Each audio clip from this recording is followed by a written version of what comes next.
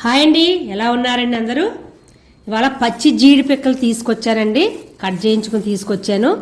ఇవి ఒక అరకిలో, పావు వచ్చి 300 గ్రామ్స్, ఇంకా ఫిక్స్డ్, ₹1 తగ్గించి లేదంటున్నారు. ఇవి ఒక అరకిలో తీసుకొచ్చాను. ఇది క్లీనింగ్ ప్రాసెస్ చాలా ఎక్కువ టైం పడుతుంది. ఇది ఎలా క్లీన్ చేయాలి ఏంటో నాకైతే చాలా ఆశ్చర్యం వేసిందండి అతను చెప్తుంటే.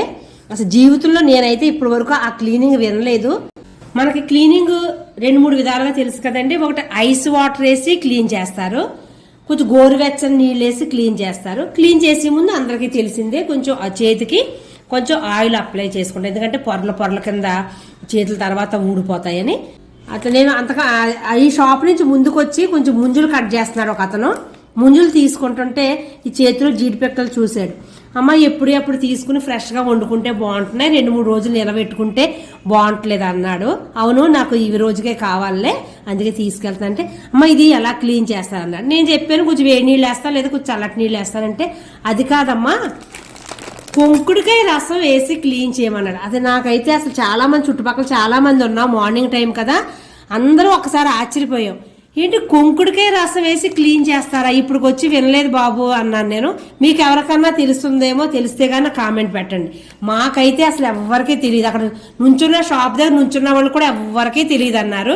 ఇది ఎలా చేయాలి మరి, ఇది కొంకుడికాయ రసం చేదది ఉంటుంది కదా అంటే, లేదమ్మా కొంచెం పలచగా కొంకుడికాయలు కొట్టి కొంచెం వేడి నీళ్ళు వేసి గోరువెచ్చ నీళ్ళు రసం పలచగా తీసి ఆ రసం నీళ్లు ఇందులో పోసి శుభ్రంగా కడిగేస్తే ఈ పైన కొంచెం జిగురుగా ఉంటారు కదండి, ఈ జిగురు అంతా పోయి చాలా నీట్గా క్లీన్ అవుతాయమ్మా, చేదు అనేది ఉండదన్నారు. అందుకని నాకైనా కొంచెం డౌటే, ఫస్ట్ టైం కదా నేను, ఒకవేళ నాది అటు ఇటు అయింది అనుకోండి, ₹600 బూడిదలో పోసిన పన్నీర్ అయిపోద్దని నేను కొంచెమే ఈ కొంకుడికాయ రసంతో క్లీన్ చేస్తాను. కొన్ని కొంచెం హాట్ వాటర్ లేదా చల్లటి నీళ్ళలో వేసి క్లీన్ చేద్దాం అనుకుంటున్నాను. మీకు ఎవరికైనా తెలుసండి కొంకుడికాయ రసం వేసి క్లీన్ చేయడం, తెలిస్తే నాకు కామెంట్ పెట్టండి.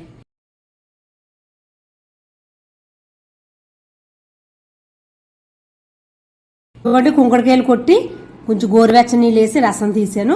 ఇవేమో కొన్ని వేడి నీళ్ళు పెట్టున్నాను, ఎందుకంటే మొత్తం చెప్పాను కదా ముందే, మొత్తం అంతా కుంకుడికాయలు వేసేస్తే ఏమో ఎలా ఉంటుందో తెలియదు కదా, ఇది ఫస్ట్ టైం కదా నేను ఎక్స్పెరిమెంట్. చేతికి నూనె రాసుకున్నాను. ఫస్ట్ కొన్ని వేద్దాం ఈ కుంకుడికాయ రసంలో, జిగురు అంతా పోద్ది అన్నాడు. సగం పైన వేసి చూద్దాం. మొత్తం ఇలా కడిగేయమన్నాడు, ఇలా కడిగేస్తే దీనికి ఉన్న జిగురంతా పోద్దంట. ఫస్ట్ ఇదిగోండి శుభ్రంగా కడిగేసాను. నిజంగా చెప్పాలంటే కడుగుతున్నప్పుడు చాలా జిగురు అనేది పోయిందండి, చేతికే తెలుస్తుంది మొత్తం ఈజీగా. మరి ఈ వేడి నీళ్ళు కొన్ని పెట్టాను కదా, కొన్ని వేడి నీళ్ళు పెట్టాక ఈ తర్వాత పోస్తాను. ముందు ఈ కుంకుడికాయల రసంలో కడిగిని తీసి మనం ఇలా నీటిలో వేసేసుకుందాం. అసలు కూర ఎగ్స్ వేసి వండుతాను, కొంచెం మటన్ తెప్పించి మటన్లో జీడిపప్పు మటన్ బాగుంటుంది.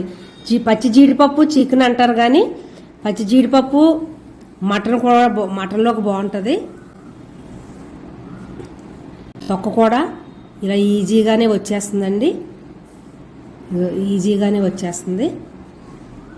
ఈ చిట్కా బాగానే పనిచేస్తుందండి, చాలా ఈజీగా వచ్చేస్తుంది, జిగురు అనేది ఉండట్లేదు. చూడండి ఎంత ఈజీగా వచ్చేస్తుందో.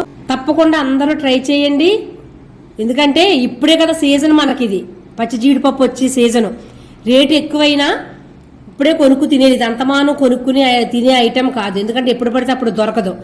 మీకు కూడా నచ్చిందండి ఈ వీడియో? నచ్చిందని అనుకుంటాను, ఎందుకంటే నచ్చని వాళ్ళు అంటూ ఉండదు ఈ వీడియో.